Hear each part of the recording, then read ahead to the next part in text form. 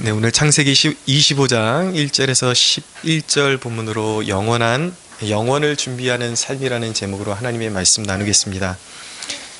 이제 25장에 우리가 들어서게 되었는데 25장의 의의를 좀 말씀드리면, 이제 아브라함이 그 믿음의 여정을 다 마치고 이제 죽음을 맞이하게 되었습니다. 모든 인생의 종착점에 아브라함의 인생이 이르렀습니다. 그런데 이제 그 아브라함의 믿음의 계승이 이제 아브라함에게서 이삭으로 이어지고, 그 다음에 이삭에서 야곱으로 이어져가는 그런 대목을 보여주고 있습니다.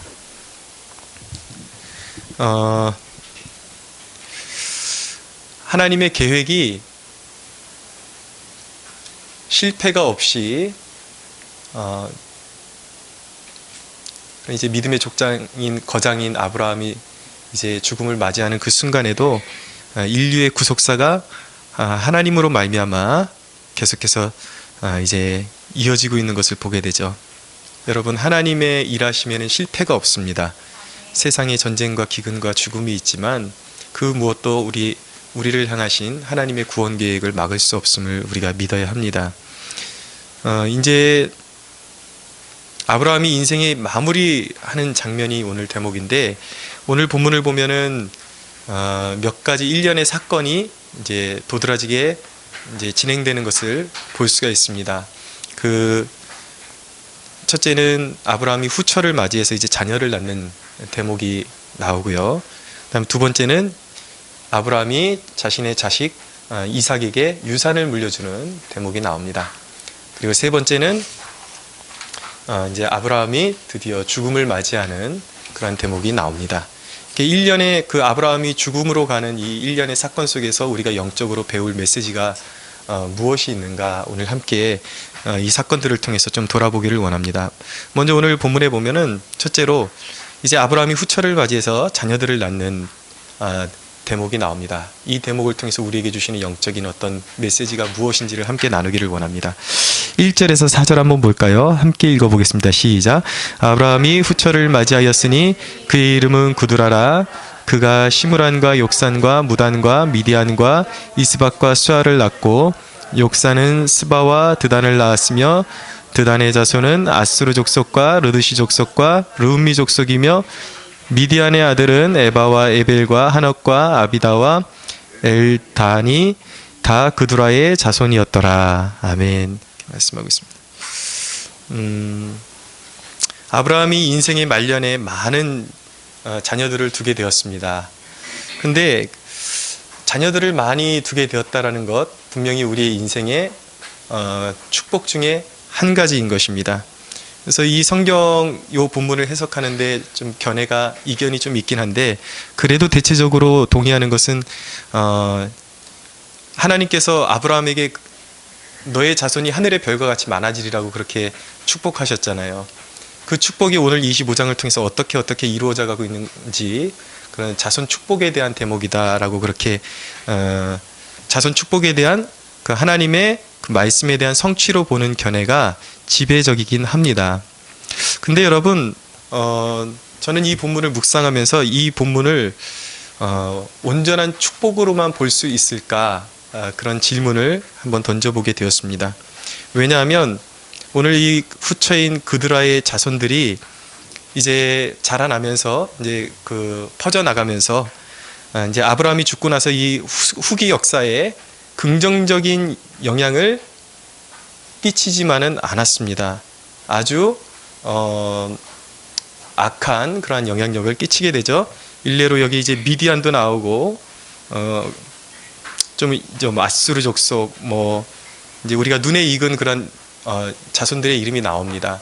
근데 이제 사사 시대에 가면은 기드온 시대에 가장 그 이스라엘을 핍박하고 어렵게 했던 그 족속이 어느 족속이었는가? 바로 미디안 족속이었습니다. 그러니까 아브라함의 후처를 통해서 태어난 그런 자손들이 이후에 이스라엘을 압제하는 대표적인 민족이 되었다는 것이죠. 여러분, 이 대목을 보면서 우리가 영적으로 깨닫게 되는 그런 몇 가지 그런 진실들이 있습니다. 교훈들이 있습니다. 우리는 신실한 믿음의 그 사람의 인생이 늘 밝은 면모만 있는 것은 아니라는 것을 또 새삼 깨닫게 됩니다. 많은 하나님의 사람들이 치명적인 실수를 남기기도 하죠.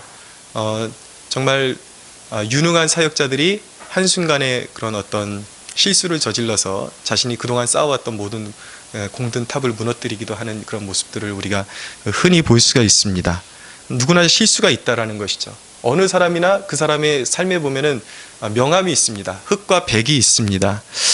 그런데 여러분, 우리가 감사해야 할 일은 무엇이냐면, 감사할 일 한 가지는 그런 실수투성인 우리를 하나님이 자신의 주권적인 그 은혜로 말미암아 구원을 이루어 가신다라는 사실이 바로 우리에게 위로가 되는 것입니다. 우리가 실수할 때마다 하나님께 버림받고, 우리가 어떤 믿음에서 잠깐 이렇게 떨어질 때마다 하나님께서 버리신다면 우리 중엔 나만 할 사람이 아무도 없을 것입니다. 근데 우리의 구원이 우리의 연약함에도 불구하고 하나님께서 친히 그분의 기쁘신 뜻 가운데서 우리를 택하시고 그리스도 예수 안에서 우리를 그 피값으로 사셨기 때문에 하나님께서 우리가 실수하고 넘어지는 한이 있더라도 결코 우리를 버리시지 않는다는 이 그 사실 한 가지가 우리에게, 죄인들에게 주는 가장 큰 위로임을 우리가 깨닫게 되는 것입니다. 자, 그런데 여러분, 구원은 절대적인 하나님의 주권하에 이루어지는 사건이라고요. 그런데 그럼에도 불구하고 왜 우리가 하나님의 뜻과 계명에 순종하는 것이 중요합니까? 그런 질문을 던져봐야 합니다. 하나님께서 우리의 구원을 다 이루어 가신다라면 왜 우리가 굳이 순종해야 하는 것이죠?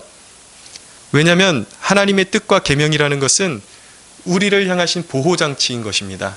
우리에게는 여러 가지 죄의 유혹이 있고 또 여러 가지 그런 우리의 믿음을 떨어뜨리는, 그리고 우리를 넘어지게 하는 요소들이 있다고요. 유혹과 죄의 유혹들이 있는데 하나님의 뜻에 우리가 순종하고 계명에 순종하게 되면 우리가 죄에 빠지지 않고 또 유혹에 빠지지 않고 안전하게 온전한 구원을 이루어 갈 수 있기 때문에, 그렇기 때문에 우리가 하나님이 주도적으로 우리의 구원을 이끌어 가시는 반면에 우리는 또한 열심히 하나님의 말씀에 순종하는 것이 우리가 당연히 해야 될 의무인 것이죠. 여러분, 분명히 우리가 소원하던 것을, 어떤 것을 얻으면, 우리 손에 쥐면은 우리는 그것을 당연히 축복이라고 생각하는 경향이 있습니다. 제가 알기 좋게 좀 다른 예로 바꿔서 말씀드릴게요.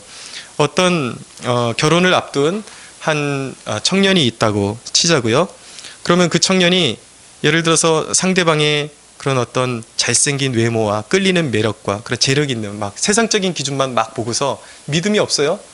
그런데도 불구하고 그에게 대시를 했는데 웬일이에요? 그 사람이 열심히 그 사람을 놓고 기도했단 말이에요. 근데 어느 순간 대시를 했는데 그 사람이 그 대시를 받아줬어요.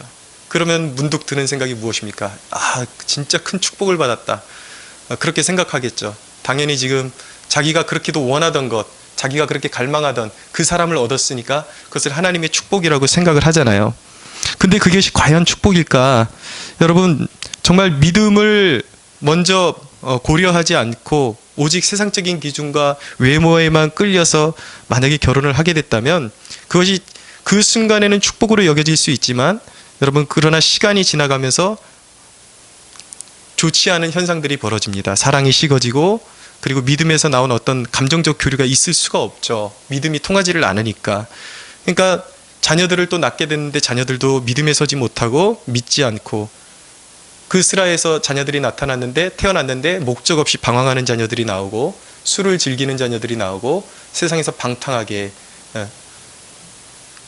다 그러라는 법은 없지만 흔히 우리 가운데 가진 사람들의 삶을 보면, 재벌들의 삶을 보면 그런 모습들이 나타나지 않습니까? 2세들이 자기의 아버지의 부와 이런 것들을 등에 업고 방탕하게 살아가고 그런 삶의 목적 없이 그냥 살아가는 그런 모습들을 우리가 보게 되지 않습니까? 여러분, 물론 삶을 일시적으로 잘못 선택해서 망쳤다 할지라도 우리에게 가능성이 있는 것은, 하나님께 감사해야 될 일은 무엇이냐면, 누구든지 그때라도 어느 때라도 그 순간 그것이 잘못된 선택이었음을 깨닫고 하나님께로 돌이키면 하나님께서 그때부터 그 삶을 치유하시기 시작하신다라는 것이 우리에게 주는 또 하나의 소망인 것입니다. 믿으시죠? 그러나 여러분, 그게 고쳐지기까지 한 번 잘못 선택하면 엄청난 고통이 수반된다라는 것, 그것이 이제 우리가 염두에 둬야 될 사항인 것입니다. 그러니까 우리가 그냥 눈에 보기에 당장 우리가 이것은 축복이다. 아, 정말 우리가 뭔가 얻어지고 좋은 것을 얻어지고 그렇게 마음에 그렇게 얻기를 바랬던 게 내 손아귀에 들어온 것이 진짜 축복인지는 우리가 좀 더 시간을 두면서 살펴보고 우리가 진정으로 이게 축복인지 우리가 좀 더 겸손하게 낮아질 필요성이 있다는 것입니다. 진정한 축복은 하나님의 뜻 안에서 누리게 되는 축복이 진정한 축복임을 믿어야 합니다. 근데 이제 존 메가더라는 목사님이 그러면 하나님의 뜻이 무엇이냐라는 그런 주제로 설교를 하신 부분이 있는데, 그분의 설교를 좀 간략하게 요약을 해서 인용을 하면, 하나님의 뜻은 무엇인가? 우리를 향하신 하나님의 뜻은 첫째, 모든 사람이 구원받는 것입니다. 예수 그리스도로 말미암아 영혼이 구원받는 것이죠. 둘째는 거룩해지는 것입니다. 죄된 삶을 버리고 모든 더럽고 음란하고 추악한 습관들을 버리고 하나님이 기뻐하시는 것을 선택하는 그 거룩해지는 것. 세 번째 하나님의 뜻은 무엇이냐면 성령 충만해지는 것입니다. 세상을 본받지 말고 성령으로 충만해지는 것이 우리를 향하신 온전한 하나님의 뜻이라고요. 근데 보통 사람들이 하나님의 뜻이 무엇입니까? 물을 때 지금 당면하고 있는 어떤 문제에 있어서 이것을 하는 것이 하나님의 뜻입니까? 저것을 하는 것이 하나님의 뜻입니까? 이 배우자를 고르는 것이 하나님의 뜻입니까? 저 사람을 고르는 것이 하나님의 뜻입니까? 그렇게 묻는단 말이에요. 근데 이 존 메가더 목사님은 뭐라고 말씀하시냐면, 하나님의 뜻 가운데 서 있다면, 우리가 바르게 서 있다라면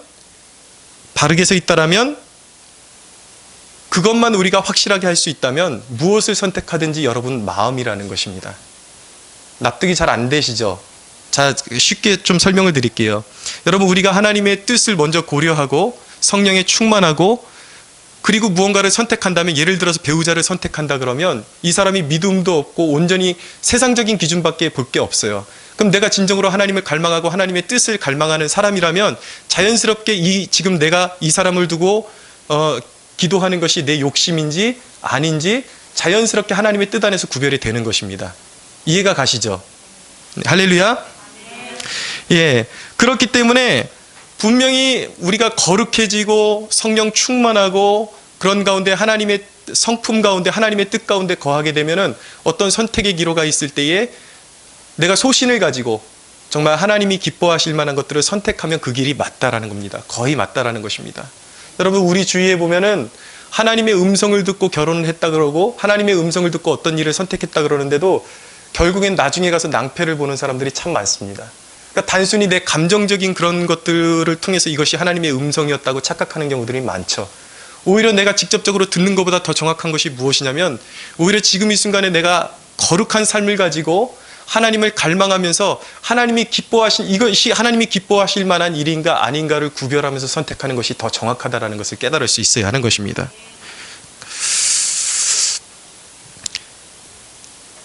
여러분, 우리는 무슨 일이든지 그렇기 때문에 축복을 속단하기보다 하나님과의 관계면에서 내가 지금 선택하고 내가 지금 행하는 일이 바른가, 하나님이 보시기에 바른가에 더 관점을 두어야 하는 것입니다.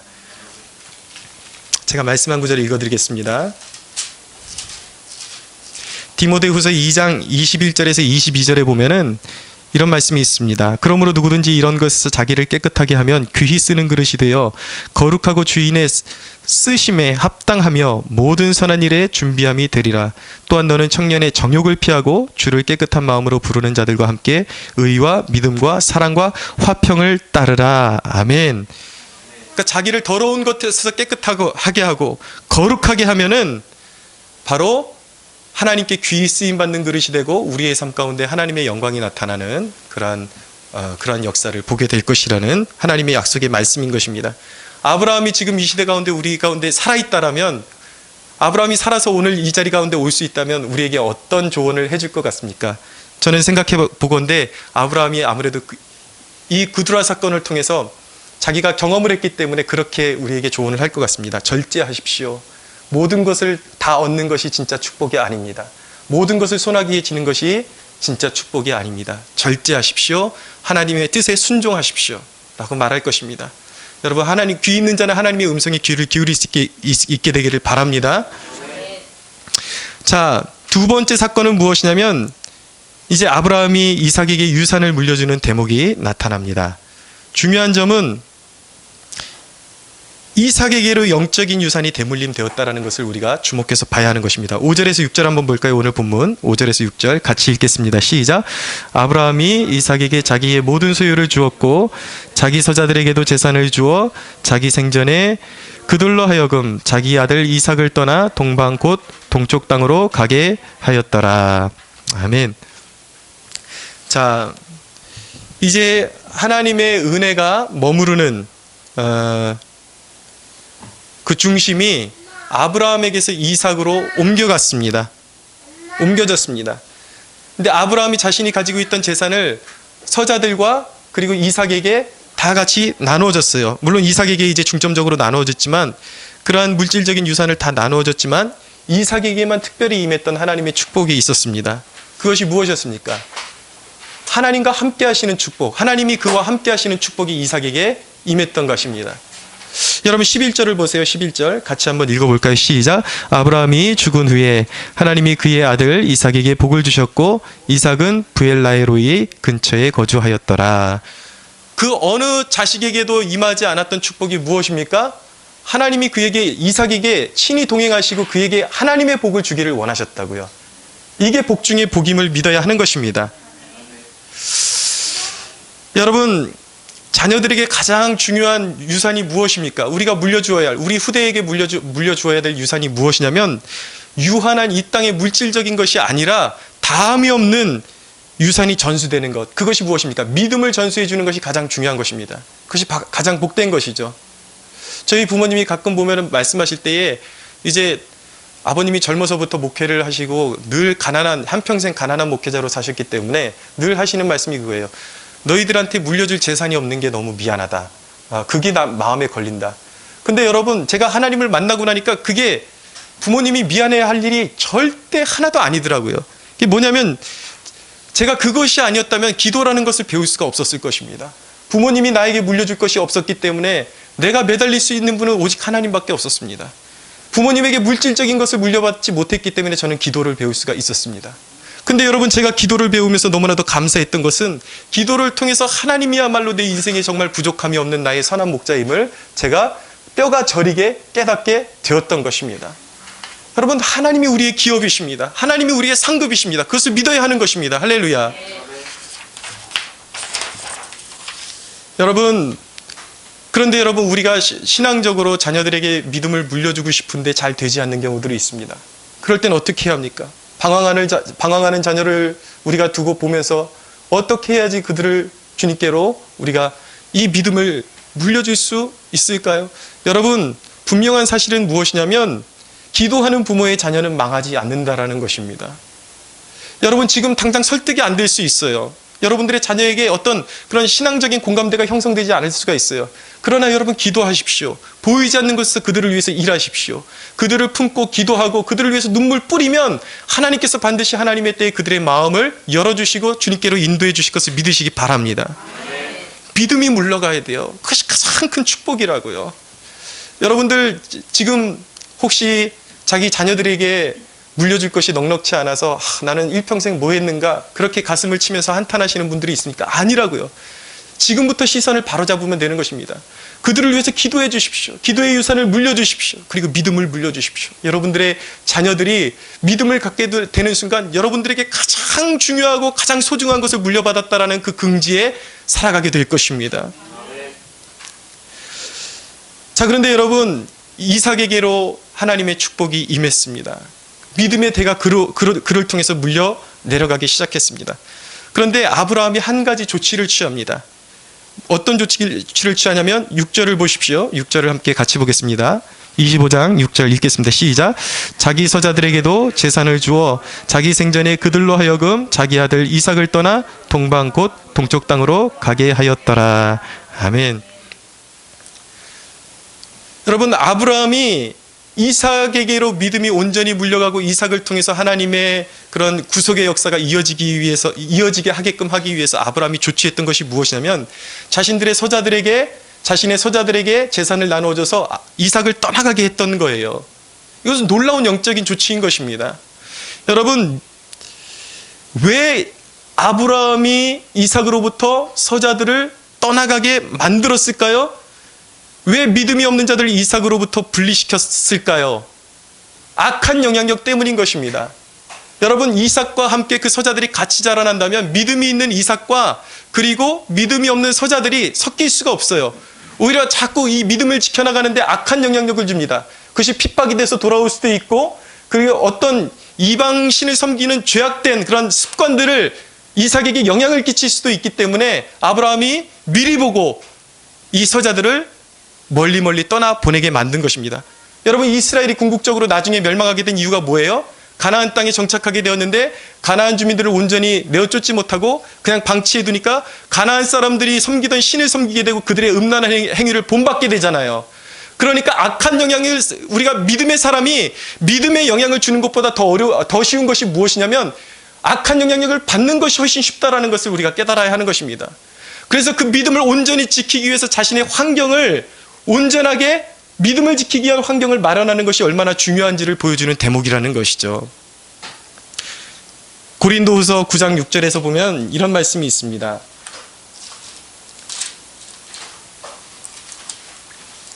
고린도후서 9장 6절에 보면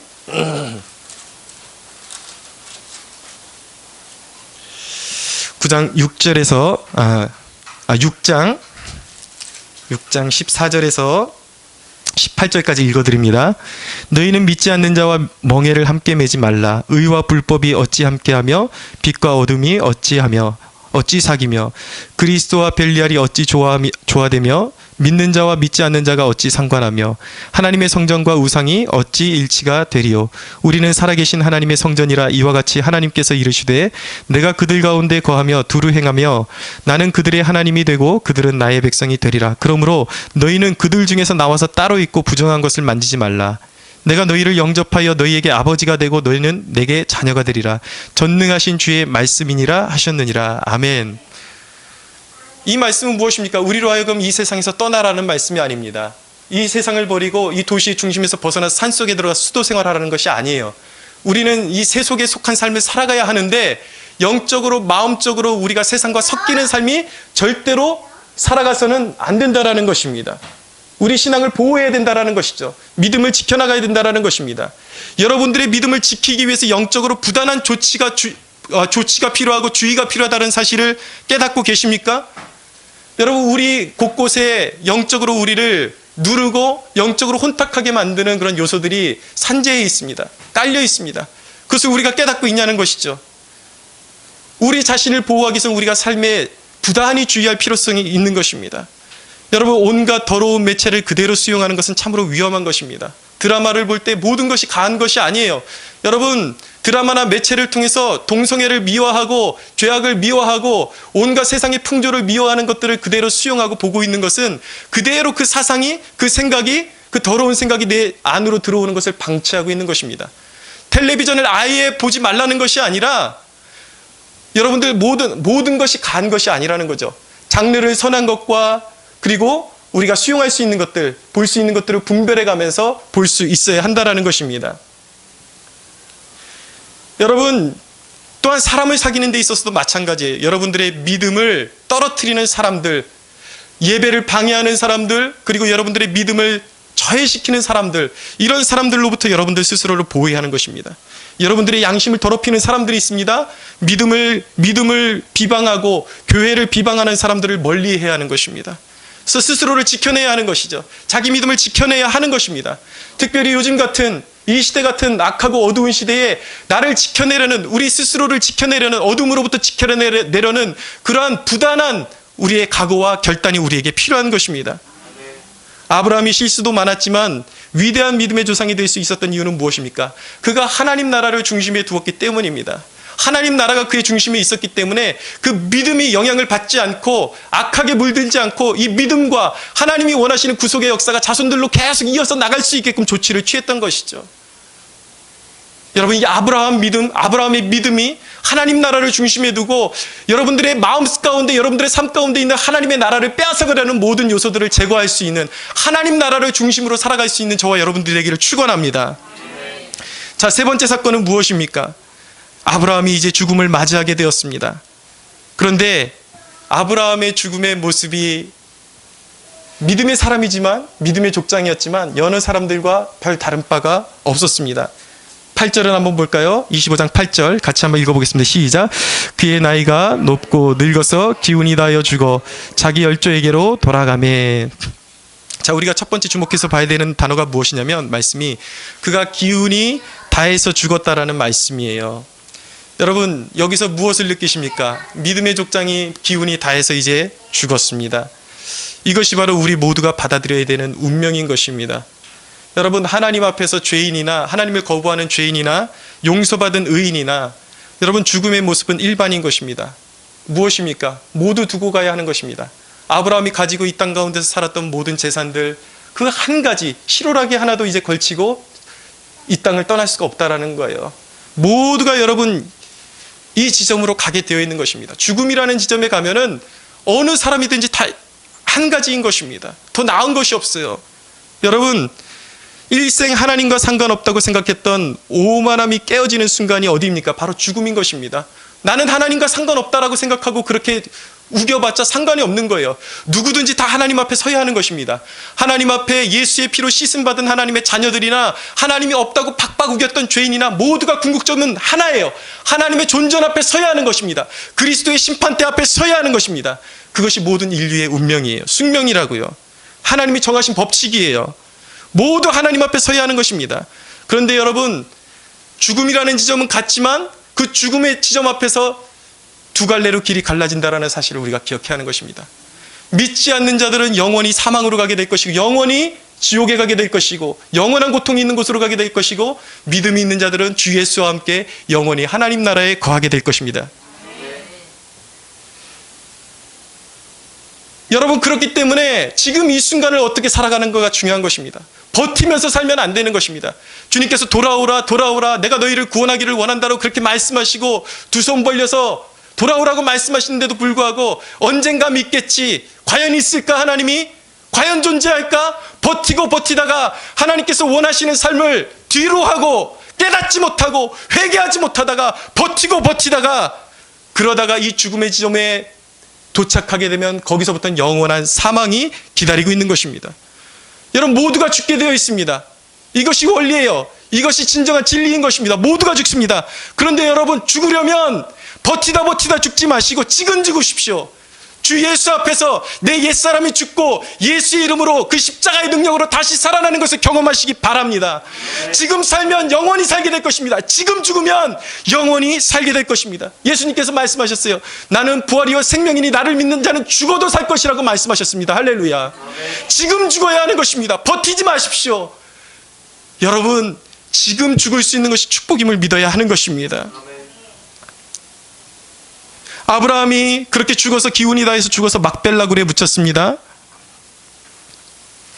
9절 한번 읽어볼까요? 9절 10절 같이 한번 읽어보겠습니다. 시작.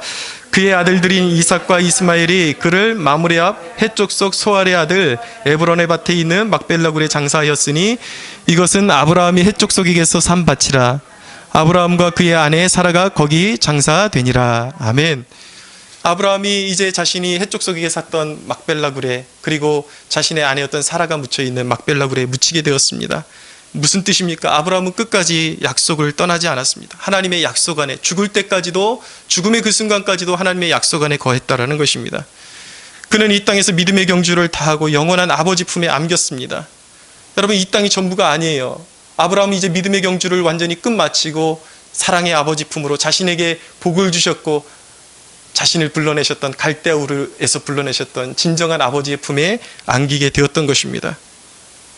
우리가 눈으로 보이지 않는 세계에 하나님이 계시고 천국이 존재합니다. 이 땅이 전부가 아니라는 거예요. 여러분, 이 땅에서 초라한 삶을 사는 것은 괜찮습니다. 조금 없어도 괜찮아요. 그것이 부끄러운 것이 아닙니다. 여러분, 인생의 중요한 것은 무엇이냐면 내가 어디에 묻히느냐가 중요한 것입니다. 여러분, 납골 땅에 우리가 안치되든지 아니면 우리가 화장이 돼서 뿌려지든지 상관없어요. 중요한 것은 무엇이냐면 우리가 믿음을 안고 주 예수를 믿는 믿음 안에서 잠든 그 자리가 바로 막벨라임을 믿어야 하는 것입니다. 막벨라에 묻혀야 하는 것입니다. 다른 곳에 묻혀서는 안 되는 거예요. 여러분, 막벨라가 아닌, 믿음의 땅이 아닌 믿음으로 선 곳에서 죽음이 맞이하는 죽음이 아닌 그 어떤 곳은 궁궐이든 그 어떤 대통령궁이든 어디든 그곳은 영원한 심판으로 가는 곳이지 그것은 우리가 서야 할 자리가 아닌 것입니다. 우리가 잠들어야 할 곳이 아닌 것입니다. 우리가 잠들어야 할 곳은 막벨라굴이에요. 믿음을 가지고 믿음을 소유하고 예수 그리스도 안에서 잠드는 곳, 그것이 바로 막벨라인 것입니다. 여러분이 밟고 서 있는 땅은 막벨라굴입니까? 한번 스스로에게 질문을 던져보십시오. 중국의 모택동 정권 시절에 기독교인들을 향한 핍박이 일어났습니다. 그때 복음을 전했던 왕명도 목사님이라는 분이 계신데, 이분이 첫 번째 투옥에서 고문과 그 고통을 이기지 못하고 이제 믿음을 부인하고 석방이 되게 되었습니다. 근데 석방이 되었는데 마음의 양심의 가책과 고통이 끊이지를 않는 거예요. 내가 이렇게 죽을 죄를 지었다니, 도대체 자기가 예수님을 부인했다라는 것이 믿어지지 않아서 회개하는 마음으로 길거리에서 사람들에게 이렇게 외치면서 전도했습니다. 저의 이름은 베드로입니다. 저는 저를 사랑하신 주님을 배신했습니다. 그러나 다시 주님을 사랑하고 섬기기 원합니다. 여러분 예수 믿으십시오라고 그가 자기의 생명을 다해서, 혼신을 다해서 사람들에게 복음을 증거했습니다. 그런데 그가 복음을 증거했다라는 이유로 다시 수감되는 그러한 일이 벌어졌습니다. 근데 그것을 거부하지 않았어요.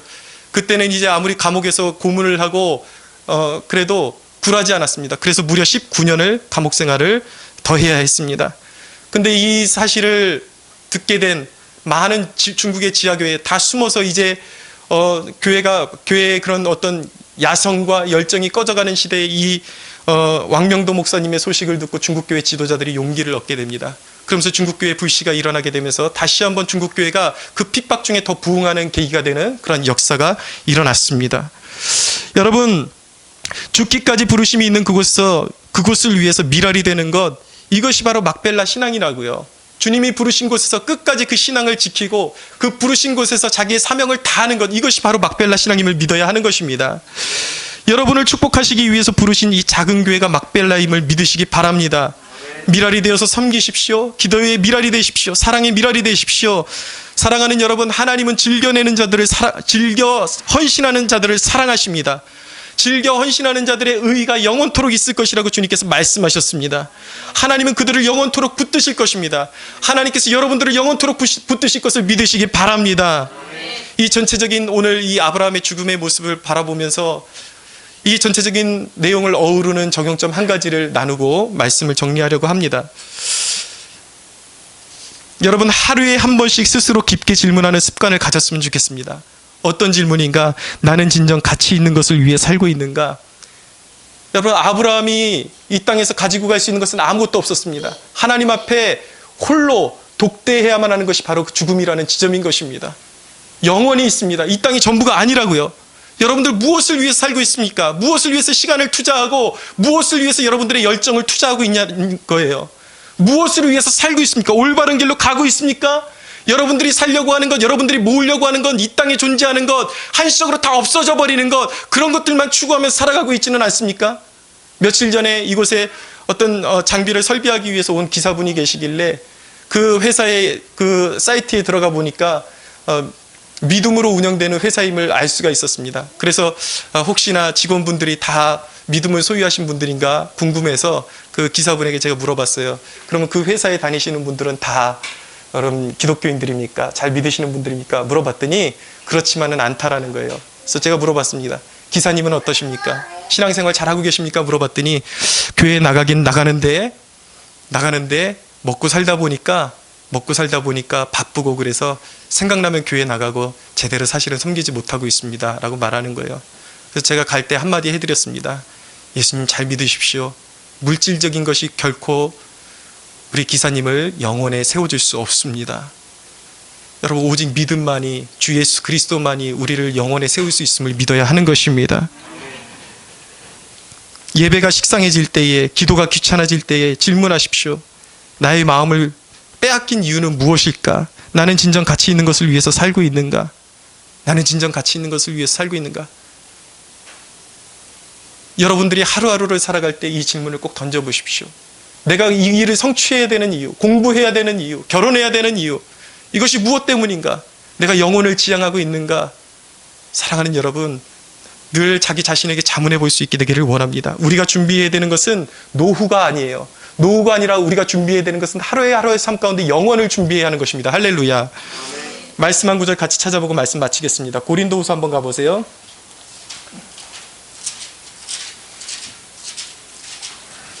고린도후서 4장 18절.